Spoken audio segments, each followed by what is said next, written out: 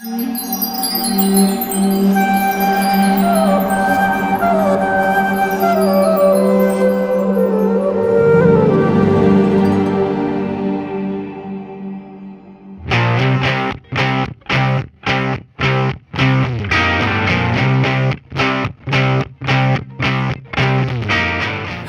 New Year! This New Year greeting, along with many New Year resolutions, mostly remains a wish. Can this wish be transformed into reality? As we live in the age of science, let us analyze this greeting from a scientific perspective. Let's begin with the word year. A year is a unit for measuring time. And what is time? Though the reality of time, especially in the form of its effect on us, is undeniable, time is one among the many fundamental truths of life that defy scientific definition. Be that as it may, we measure time by the movement of the cosmic bodies. As per current scientific understanding, 1 year is the time in which the Earth completes one revolution around the Sun. For an object orbiting continuously in a circular path, no point on the orbit can be considered special. So scientifically, there's nothing new about the new year. The Earth is going to continue in its same old path. All of us have an inherent attraction for something new. Is it not because the old is in some way or the other unsatisfactory? The old lifestyle, the old relationships, the old job. All these leave us feeling incomplete and unfulfilled. And the fond hope is that the new will change that same old story. But really, what's going to be actually new in our lives? People change their externals to make things better. But from a scientific viewpoint, everything is just atoms. And all that causes the astounding variety seen with our eyes is the submicroscopic variations in the atomic and molecular structures, such as a different number of electrons orbiting within the atom of a particular element. Now, what is the most dramatically new thing that a person can do? Most likely, get a new partner. But that just means getting someone whose skin pigments have a slightly different atomic arrangement.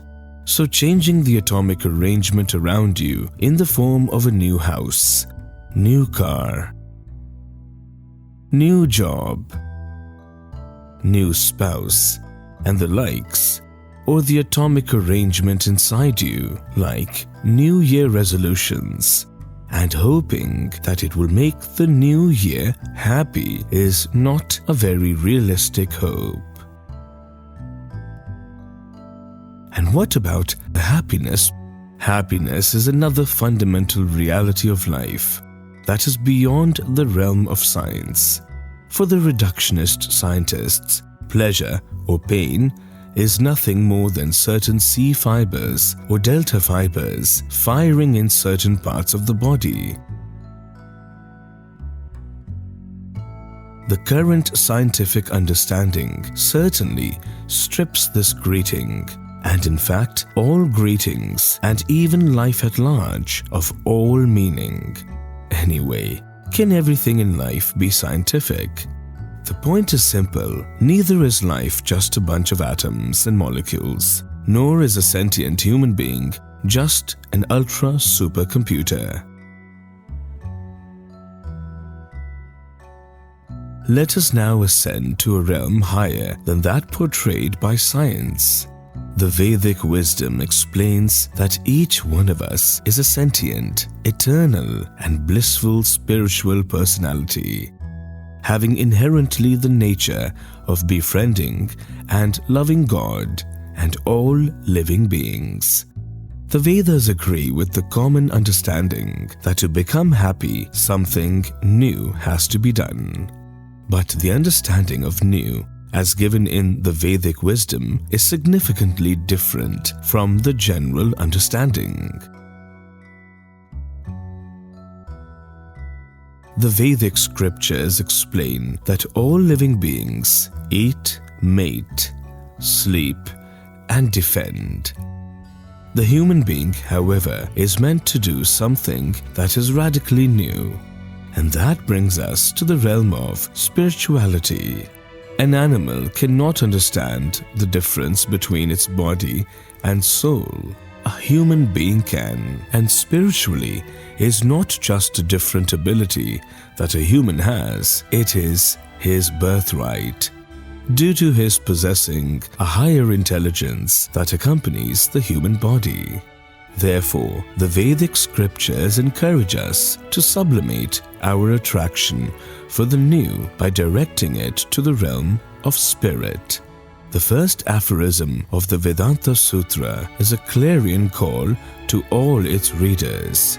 Therefore, inquire about the higher dimensions of life. It is quite surprising to see a book starting with the word therefore. The implication is, now, O spirit soul, who has acquired a human body, cease from the animal business of eating, sleeping, mating, and defending. Now you are endowed with a higher intelligence in the human form. Therefore, inquire about the higher truths of life. And this higher inquiry is not fruitless armchair speculation.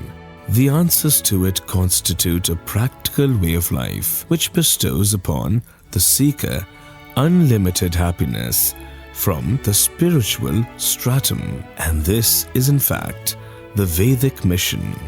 Let everyone be happy, not superficially and temporarily by success in the rat race for sense gratification, but deeply and eternally by absorption in loving service to God. Spiritual life culminates in the development of love of God. Love of God, the Universal Father, precipitates love for all living beings as one's own brothers. This selfless love completely satisfies the self and also makes the lover of God the topmost welfare worker for all living beings. Love of God is our original and real nature. But due to prolonged and excessive contact with matter, it has become completely obscured and is now misdirected towards various material objects. All genuine spiritual practices are meant to revive this love of God, which is presently dormant in our hearts. And God, being infinite, is eternally new, and so loving Him is an eternally new and happy experience. Thus, revival of our love of God is the ultimate fruition of the wish, Happy New Year.